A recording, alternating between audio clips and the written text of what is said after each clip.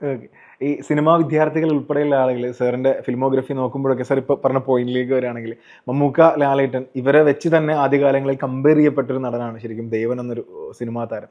പക്ഷെ അപ്പോഴും സാറ് പറയുന്ന സമകാലിക ഇന്റർവ്യൂസിലൊക്കെ സാറ് പറഞ്ഞൊരു കാര്യമുണ്ട്. ഞാൻ ഒരിക്കലും അവരെ കോമ്പീറ്റ് ചെയ്യാൻ ശ്രമിച്ചിട്ടില്ല. കാരണം ഞാൻ അവരുടെ അത്രയും കഴിവുള്ള നടനായിട്ട് എനിക്കൊരിക്കലും തോന്നിയിട്ടില്ല. പക്ഷെ അപ്പോഴും നിരൂപകരടക്കമുള്ള ഞങ്ങളെ പോലെയുള്ള ആളുകൾ, സിനിമ പ്രേക്ഷകരായ ആസ്വാദകരായ ആളുകൾക്ക് ഒരിക്കലും താങ്കൾ ഒരു നടനല്ല, അല്ലെങ്കിൽ താങ്കൾ അത്തരത്തിൽ ഉയരാൻ സാധ്യതയില്ലാത്തൊരു നടനാണെന്ന് ഒരിക്കലും തോന്നിയിട്ടില്ല. എന്തുകൊണ്ടായിരിക്കും ശരിക്കും അങ്ങനെ ഒരു കോമ്പറ്റീഷൻ സാറിന്റെ മനസ്സിൽ എപ്പോഴും ഒരിക്കൽ പോലും തോന്നിയിട്ടില്ലേ?